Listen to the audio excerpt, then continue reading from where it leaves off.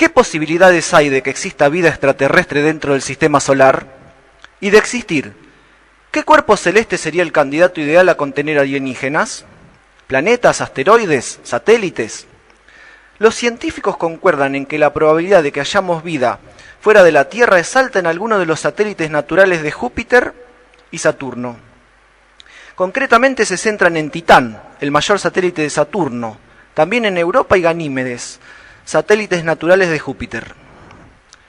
¿Es posible entonces que haya toda una fauna exótica habitando en uno de estos mundos? ¿Tendríamos que buscar vida similar a la que existe en la Tierra?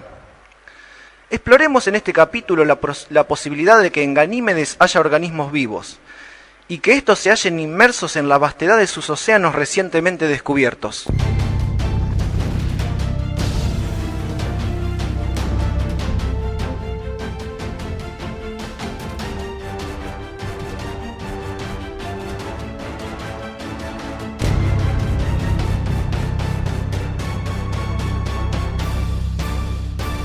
Bienvenidos a un nuevo programa del Dínamo. Bienvenido, César. Todo lindo. Bueno, Ganímedes es el mayor satélite de Júpiter. Sí. Y según lo último detectado por el Hubble, el telescopio espacial, albergaría más agua que en la Tierra. Exactamente. Y no solo es el mayor satélite de Júpiter, sino de todo el sistema solar. Ganímedes posee, como bien vos dijiste, aproximadamente 6,2 veces más agua de la que hay en el planeta Tierra. O sea, es enorme la cantidad de agua en estado líquido y sólido que se encuentra en este satélite natural de Júpiter. Y bueno, así que se han centrado, hace bastante ya se trata el tema, se han centrado en que los científicos en que podrían contener seres vivos. Organismos. Ya vamos a ver más adelante de qué tipo podrían ser estos organismos vivos, dada la particularidad de este satélite. Estamos lejos en el presente, bueno, en el presente por supuesto, pero sí, de tener alguna misión ya para intentar detectar, enviar alguna sonda, algo. No, ya se está trabajando. Ha habido sondas, por supuesto, orbitando y se está planeando perforar la capa de esa, mejor dicho, no la vamos a poder perforar porque ya vamos a ver que tiene como 150 kilómetros de espesor. Pero hay fisuras naturales, como si fueran las mismas fallas que hay acá en la Tierra, en los continentes, aparentemente hay allá. Y se cree que puede haber afloramientos de agua estacionales en forma líquida en alguna de estas fisuras. Penetrando con alguna sonda 100 kilómetros ya se puede llegar a este océano interior que baña todo el cuerpo planetario. Que, digamos, si Ganímedes estuviese orbitando al Sol y no fuese una luna de Júpiter, sería un planeta más, porque es lo suficientemente masivo como para entrar dentro de la categoría de los planetas. No, o sea, los planetas no se clasifican según su masa, pero es considerable. No sería un planetoide, según los científicos. Tiene un tamaño similar a Marte. Sí, acá tenemos el grafiquito. Es bastante similar a Marte, es más masivo que la Luna, el doble de masivo que nuestra Luna. Así que reúne todas las características de un mundo posiblemente habitable o habitado. Bueno, con respecto a su capa de hielo, es como una especie de cebolla, han dicho los científicos. Tiene un núcleo rocoso, sólido, interior.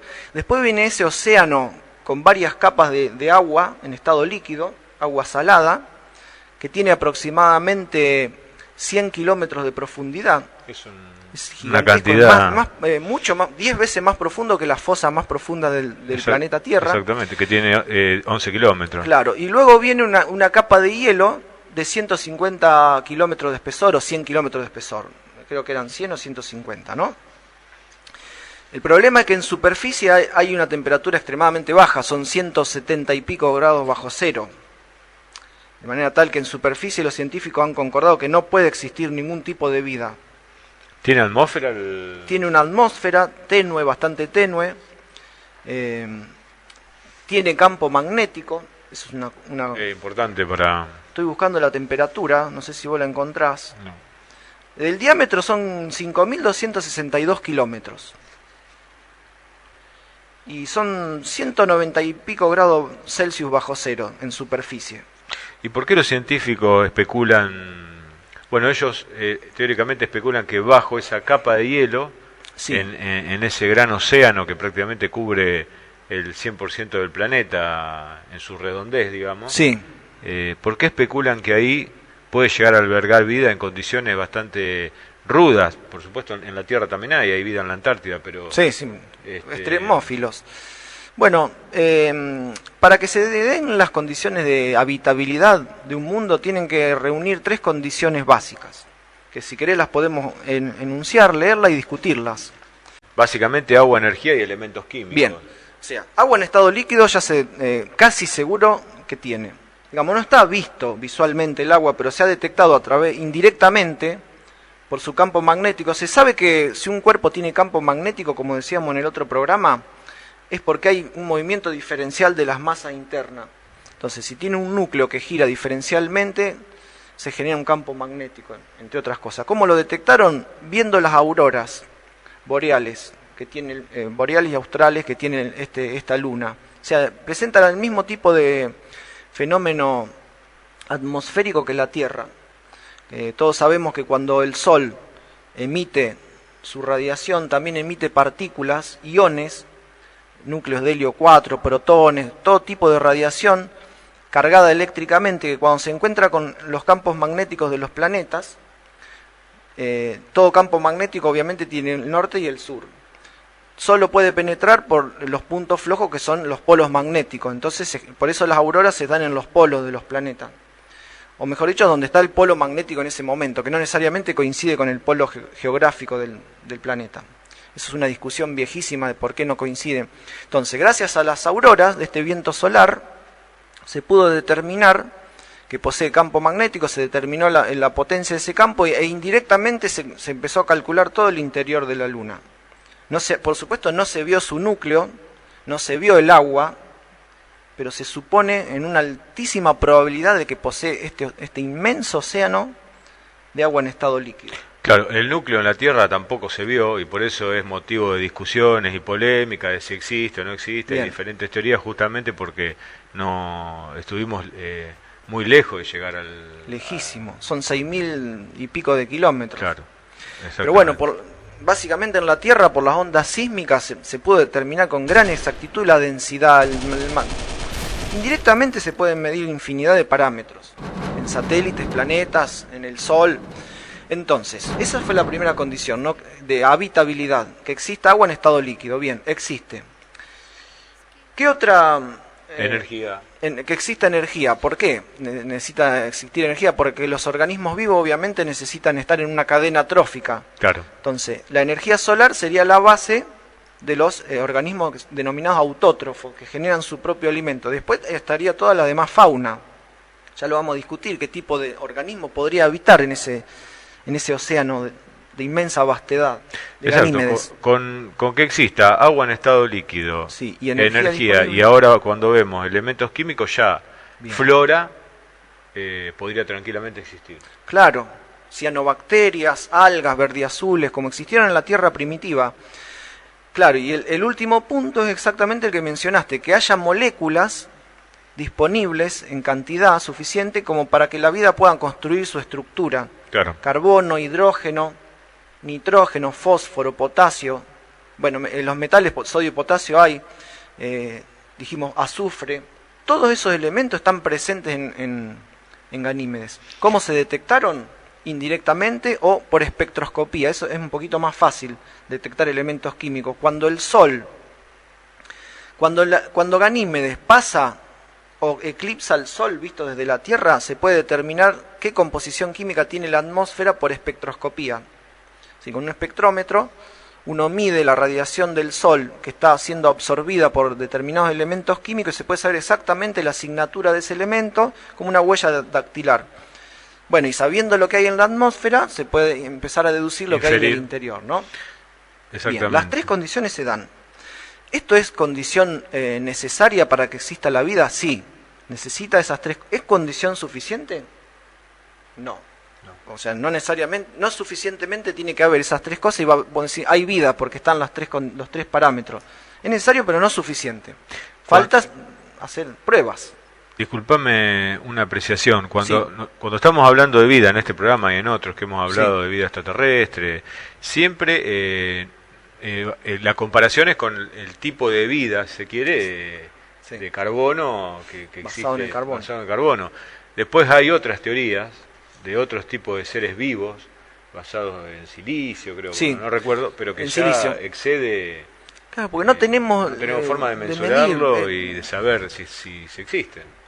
Esto lo hemos repetido bastante. Lamentablemente, en este momento de la evolución humana tenemos un solo parámetro de medición que es la Tierra. El único planeta habitado que se conoce hasta el momento con certeza es el planeta Tierra. Exacto. Mal que se quiera, no hay ningún indicio firme de que exista exobiología, o sea, vida extraterrestre, digamos. La exobiología es la ciencia que se encarga de estudiar la vida extraterrestre. Exacto. Entonces, claro, el silicio es un elemento químico muy similar al carbono, aunque no genera macromoléculas tan estables como el carbono, pero se podría especular toda una vida a base de silicio con un solvente que no fuese el agua. Por ejemplo, el amoníaco. El problema con el amoníaco es que está líquido a muy baja temperatura. Entonces la vida que se basase en el silicio y en el amoníaco especulan que debería ser extremadamente lenta en sus movimientos, no podría haber depredadores. Bueno, eso da para hablar en cualquiera de los programas, tanto en tu canal, La Quinta Pata, como en el Dínamo. Perfecto. Se pueden armar debates increíbles con respecto a la exobiología no basada en el carbono. Ahora, estas teorías que hemos estado leyendo, o estas especulaciones científicas, hablan ya no solo de vida, sino de posibles civilizaciones habitando en el fondo o sea, luego de esta capa tan profunda de hielo, que son más de 100 kilómetros de hielo, hasta llegar a la parte de agua líquida, y en esa agua líquida, que son otros 100 kilómetros de profundidad, con distintas densidades e incluso distintas capas. Se supone que hay agua con distinta composición de minerales.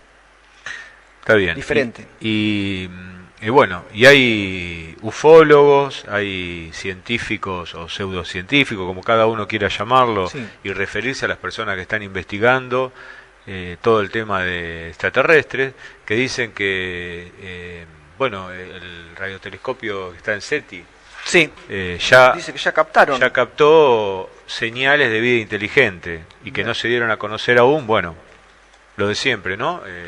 Por algún tema de oportunismo de los gobiernos. ¿Será esto posible? ¿Cuándo tendría que haber surgido la vida en Ganímedes para ya tener una civilización? ¿Cuántos años tiene el sistema solar? Bien, ahí hay un problema que nadie se ha puesto de acuerdo en por qué pasó así. Hubiese sido hermoso para los científicos, para nosotros los investigadores y lectores no tanto, que la vida hubiese evolucionado linealmente. Pero no ocurrió así. La Tierra, el sistema solar tiene aproximadamente 5.000 millones de años, 4.500 millones de años. Por lo tanto, todos sus planetas tienen la misma edad.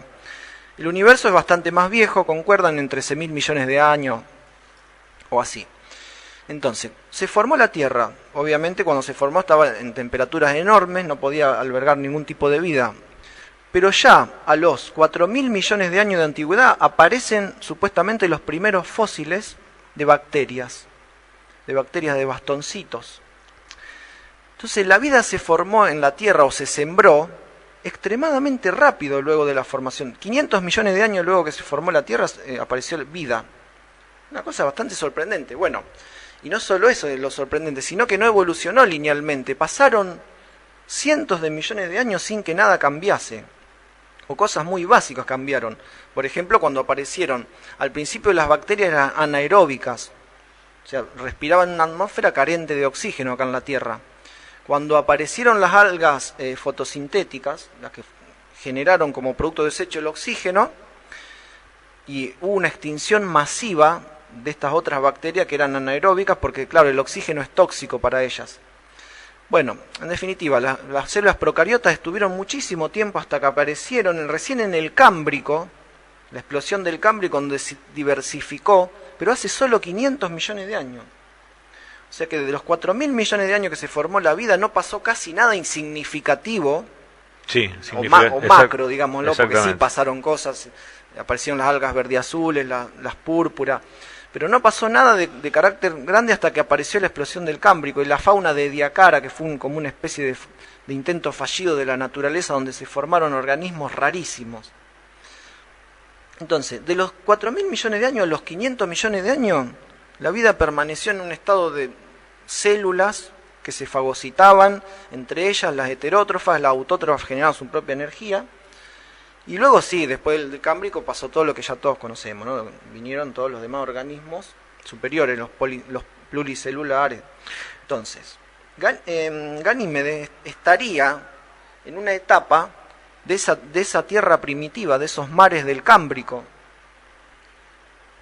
Por eso es medio difícil de especular, sí. si bien se está haciendo, es de que haya una civilización tan avanzada que esté emitiendo señales de radio y que se pueden ver. Pero justamente en eso se basan los defensores de que ya hay civilizaciones, porque esto que ocurrió en la Tierra no tiene por qué haber pasado en otro planeta. Digamos, acá la vida estuvo 3.000 millones de años sin hacer nada, pero a lo mejor en otro mundo o se manipuló, o se sembró, o se hizo algo y mucho antes se generó la explosión del Cámbrico, entre comillas, allá, o algo similar. O después. Entonces, tranquilamente en Ganímedes podrían haber ocurrido esos eventos 3.000 millones de años antes que en la Tierra, o 1.000 millones, o 500 millones de años antes. Así que la vida estaría 500 millones de años más avanzada que nosotros, si se quiere la comparación. Entonces ellos dicen, guarda, se descubrieron señales de radio, pero esas señales de radio son de civilizaciones nómades que andan por ahí. Las principales están emitiendo en otras bandas de energética, ya no emiten más en el radio. Se supone que la radio es la forma más primitiva de comunicación en el espacio. Ya civilizaciones más avanzadas dejaron de lado, es como para el telégrafo para nosotros, el código Morse. Ellas ya emiten en otro tipo, entonces por más que nosotros le enfoquemos el radiotelescopio, ya nadie está emitiendo radio. Sí. Están comunicando con flujos de neutrinos, otro tipo de material que transmita información siempre restringida a la velocidad de la luz. Sí, se supone. En el caso de nuestra civilización, volvemos siempre a lo mismo. Sí. Nosotros la vara con siempre la que medimos misma. todo es nuestra civilización porque no hay otra. No. Después en otros programas vamos a hablar de teorías acerca de, pero pruebas no hay. No. Nosotros seguimos usando el código Morse. La mayoría de la forma de comunicación, señales de humo no. Claro, lo seguimos usando. Entonces, ¿por qué las otras civilizaciones no seguirían usándolo? Pero a ver, supongamos que existe un paralelismo excelente. No sé, el sonido de tambores, el señales de humo y otras que no se me están ocurriendo. Pero si alguien quisiese obtener información con señales de humo y que estuviese nadie no obtendría nada, porque nadie está emitiendo en señales de humo. No, o sea, lo mejor, y si hubiera señales de humo, casi nadie las sabría descifrar. Claro, pero entonces, el código Morse todavía el Morse se utiliza sí. más de en hecho, Marina. no se debería dejar nunca de usar por motivos que lo hablaremos en otros programas, de cataclismos que podrían llegar a venir, los podría salvar el Morse y el 01. Exacto. Ese es un debate que da para 5 programas. ¿Por qué no se detecta? ¿Puede ser que exista otro tipo de comunicación que no sea la radio? Sí. Sí, por supuesto. Por supuesto que hay. En definitiva. Entonces, regresando de vuelta a nuestro tema, sí. Si existe vida no inteligente, ¿de qué tipo podría ser? Bueno, podría haber tanto bacterias, porque el actual Ganímedes, este satélite, en su estado actual, es como la Tierra hace aproximadamente 720 millones de años, donde hubo aparentemente una glaciación de carácter monstruoso.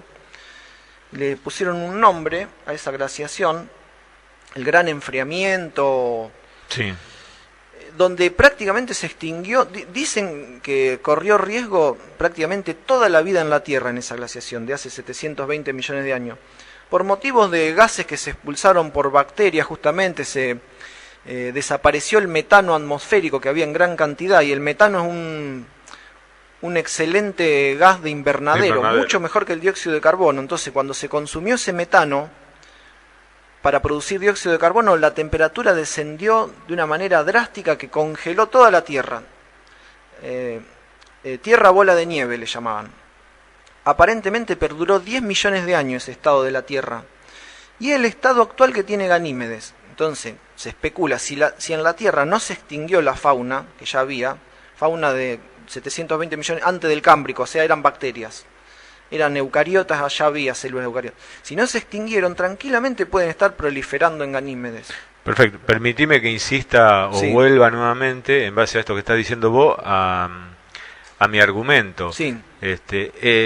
Si hubiera una Tierra bola de nieve ahora en el presente, o sea, en Ganímedes. No, en ahora, nuestro planeta, ahora, nuestro planeta, sería muy difícil que la civilización sobreviviera.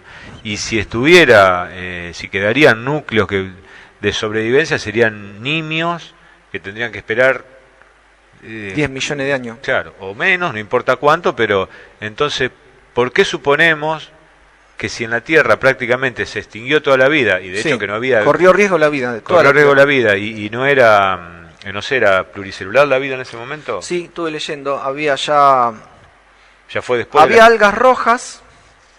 Bueno, pongámosle que sí, ya, sí, las eucariotas aparecieron hace 1800 millones de años. Ya había organismos eucariotas. Había células superiores. Está bien, había células superiores. ¿Por qué suponemos que en un estado similar, en otro planeta, sí puede haber una vida inteligente? Bueno, volvemos a lo que vos dijiste. Si esa vida inteligente tiene 100 millones de años más que nosotros, quizá encontró la manera de sobrevivir. Sí, porque algo así. Si nosotros tuviésemos 100 millones de años al futuro, seguramente... Si viniese esa bola de nieve, esa glaciación monstruosa de carácter masivo, nos iríamos a las profundidades, supongo, ¿no? Una de las opciones, o al espacio, bueno, en fin.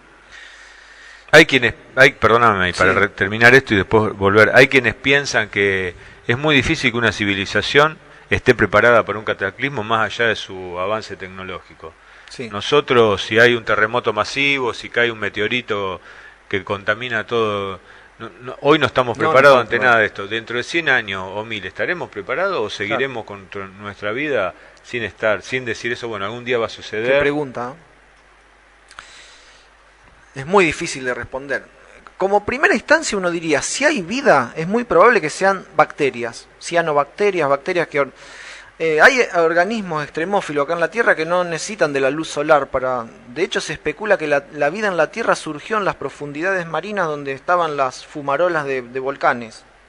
Esas aguas termales submarinas, ahí dicen que fue el caldo de cultivo ideal para formar los primeros organismos vivos. Exacto. ¿No? La primera organización de seres vivos. Entonces, en Ganímedes, si hubiese, podría haber bacterias. Y si no... ya directamente podría haber toda una fauna de organismos superiores, pluricelulares, medusas, peces, depredadores, presas. No podría haber quizá organismos que pisen tierra firme, porque ya dijimos que en la superficie son 100 y pico grados bajo cero, grados Celsius. En teoría no debe, y aparte las ondas ya lo cartografiaron todo. No hay ningún indicio ni de civilización. Lo que sí se encontraron fueron enormes grietas, orificios de profundidad que van aparentemente a ese océano interior. Entonces quizás sean portales de ida y vuelta de supuestos alienígenas que lo usan como base. Convengamos que haber 6 veces más agua que en la Tierra es un recurso monstruoso para alguien que necesite agua. Sí, y se cae nuevamente, ya lo hemos hablado en otros programas y quizás lo hablaremos en el futuro, se vuelve a caer la teoría de que nos están vigilando o los extraterrestres vendrían por nuestros recursos hídricos, por el agua, cuando hay tanta disponible en planetas que no le ofrecerían en teoría resistencia. Claro, hoy en día no estamos en la más mínima condición de que si se posa una nave nodriza para extraer agua de Ganímedes, no sé si nos enteraríamos. Si es muy avanzada, si no emite ondas de radio, sería muy difícil detectar una nave que esté llevándose agua de Ganímedes. Y si la llegáramos a detectar, no podríamos hacer nada.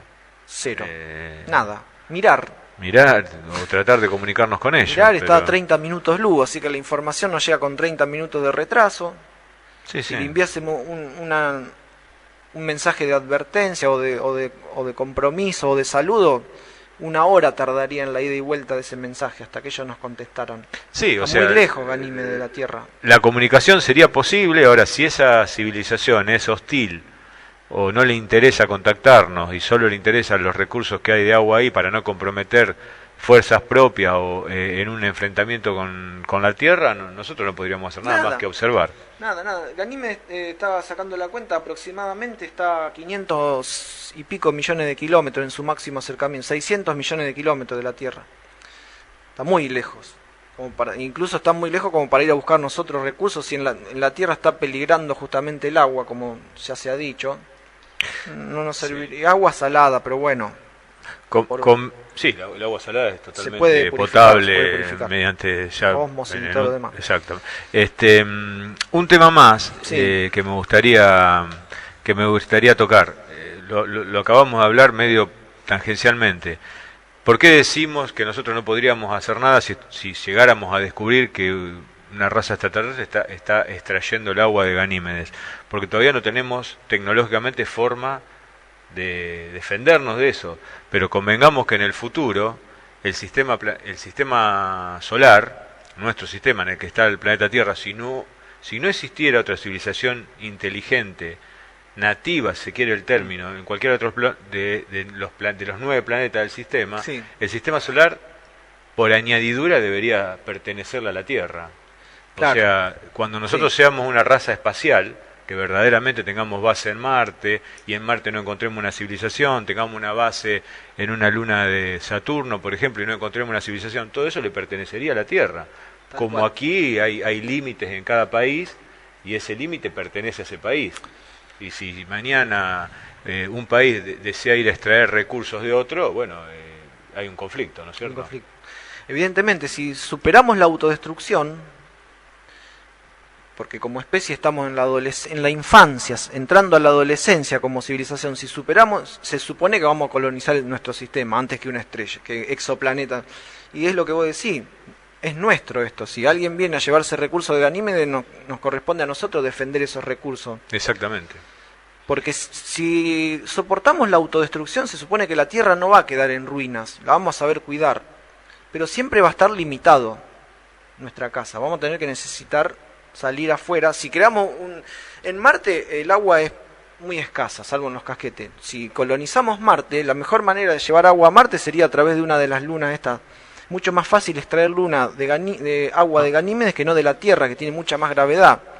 Para sacarla desde ahí hay que vencer el campo gravitatorio, conviene más extraer recursos de un satélite menos masivo que la Tierra. Exacto. Y dejando de lado, insisto con el tema, dejando de lado los temas religiosos, si no hay otra civilización en el sistema, claramente el sistema le pertenece al humano. Si somos los únicos, no hay mucho más para discutir. Ahora, si somos los únicos en el universo, es todo para nosotros, sería nuestro. Bueno, primero tendríamos que hablar de esta galaxia. Eso lo dije como para abrir el debate, ya se sabe que es tan amplio eso que dije que directamente sería difícil de comprobar. Sí. Lo que sí, insisto, con un tema que es casi lógico, que si uno lo analiza un minuto no le queda otra respuesta, es que a medida que si logramos superar la autodestrucción, como decís vos, sí. Cada sistema que nosotros podamos llegar tecnológicamente, el día de mañana nuestra primera estrella, más adelante, si no hay civilizaciones, claramente va a ser del humano. Sí. Claramente, en algún momento encontraremos el límite con otra civilización que está creciendo igual. Es una cuestión lógica, como sucede sí. en nuestro planeta, va a suceder a nivel espacial, en el sistema, en la galaxia. Tal cual. Y para cerrar este pequeño paréntesis y volver a Ganímedes, la evolución, mal que bien, avanza. Es imparable. Por lo tanto, si el ser humano se diversifica en la galaxia, tarde o temprano, por divergencia de caracteres, van a ser totalmente diferentes las dos. Primero van a ser dos subespecies y finalmente van a ser especies diferentes. Y cuando esas dos colonias de humanos atraviesen siglos y siglos y siglos y millones de años, ¿por qué no?